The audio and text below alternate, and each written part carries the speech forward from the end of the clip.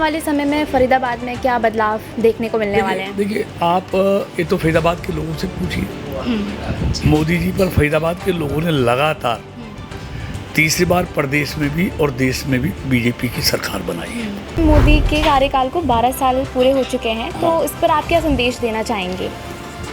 देखिए 12 साल मोदी सरकार के देश में विकास, सुशासन, विकसित भारत को लेकर सरकार की आगे क्या प्राथमिकताएं? देखिए मोदी जी ने कहा है कि विकसित भारत का जो संकल्प लिया है, देश का आर्थिक विकास,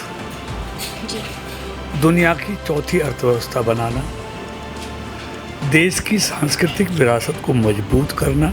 नमस्कार, स्वागत है आप सभी का एक बार फिर से इंस्टाफीड न्यूज़ पर। दरअसल हाल ही में मोदी सरकार ने 12 साल पूरे किए हैं।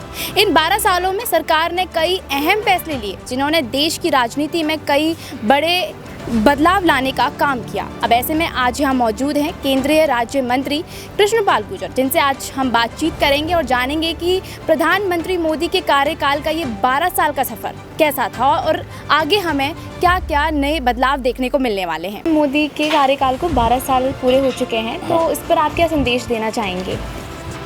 देखिए 12 साल मोदी सरकार के देश में विकास, सुशासन और जन कल्याण के वर्षों के रूप में देखे जाएंगे,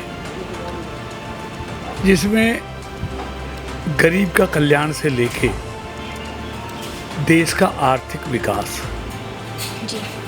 दुनिया की चौथी अर्थव्यवस्था बनाना, देश की सांस्कृतिक विरासत को मजबूत करना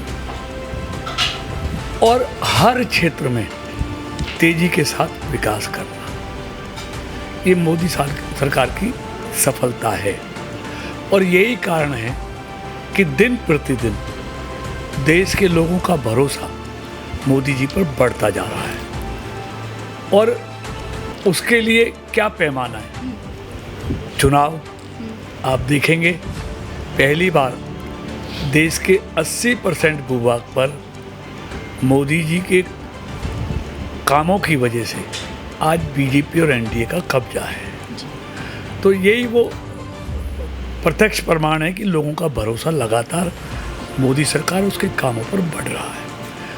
अगर मैं आज पूरे विस्तार से बात करूं तो आप इंफ्रास्ट्रक्चर में लीजिए, आप गरीब कल्याण में लीजिए, आप युवा और महिलाओं के लिए लीजिए, आप किसानों के लिए लीजिए, इन सब का सशक्तिकरण बहुत तेजी के साथ हुआ है जी।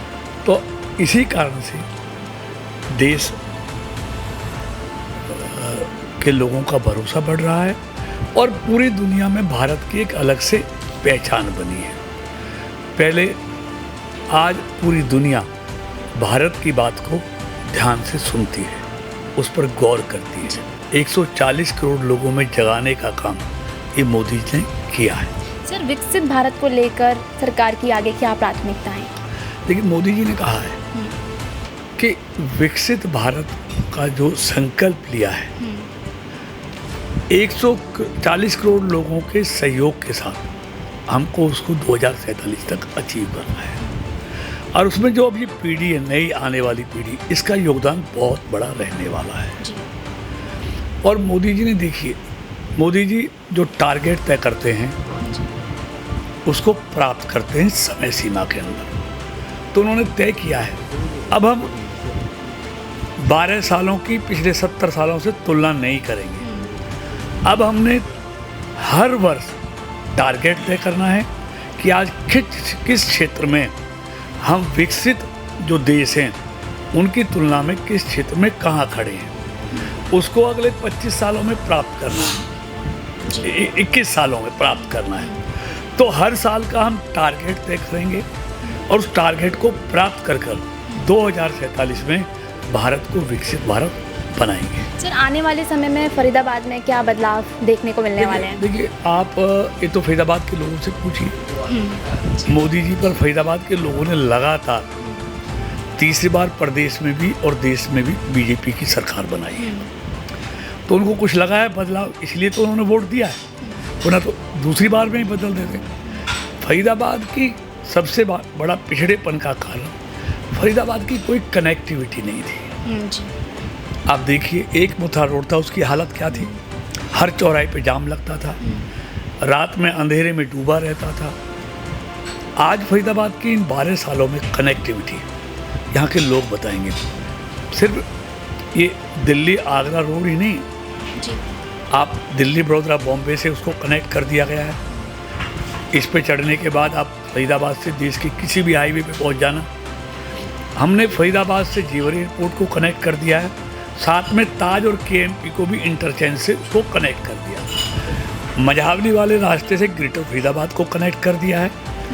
अब आश्रम से फरीदाबाद सरायखोजा उसको सिग्नल फ्री कर रहे हैं 500 करोड़ की लागत से, और दिसंबर में काम शुरू होगा और अगले 2-2.5 साल में पूरा होगा। आश्रम से फरीदाबाद आने में मैक्सिमम 10 मिनट लगेंगे, जानती है। इसी तरह एक और हाईवे फरीदाबाद की कनेक्टिविटी के लिए 60 किलोमीटर लगभग 7,500 करोड़ की लागत से फरीदाबाद, नोएडा, गाजियाबाद, लोनी, ट्रोनिका सिटी से लग जाता हुआ सीधा देहरादून एक्सप्रेस में जोड़ देंगे। इसके साथ साथ दिसंबर एंड तक फरीदाबाद को हम रैपिड मेट्रो का, तो रेलवे स्टेशन को जाके देखिए, लगभग 300 करोड़ की लागत से वो हम उसका मॉडर्नाइजेशन कर रहे हैं, एयरपोर्ट जैसा बना रहे हैं। साथ साथ NIT बल्लभगढ़ क्या किया, मैं किसी की आलोचना नहीं करना चाहता, लेकिन ये सब काम होते हैं नीयत से। अगर नीयत काम करने की है तो होगा, नीयत ही नहीं है तो कुछ नहीं होगा। अभी अभी आपने सुनी केंद्रीय राज्य मंत्री कृष्णपाल गुर्जर की बातें, जिन्होंने PM मोदी के 12 साल पूरे होने के अवसर पर देश की उपलब्धियों को लेकर बातचीत की और साथ ही भविष्य की योजनाओं को भी हमारे साथ साझा किया। आपको कैसा लगा प्रधानमंत्री का 12 साल का ये सफर, ये हमें कमेंट करके जरूर बताएं। ऐसी ही तमाम खबरों से जुड़े रहने के लिए फॉलो और सब्सक्राइब करें इंस्टाफीड न्यूज़ को।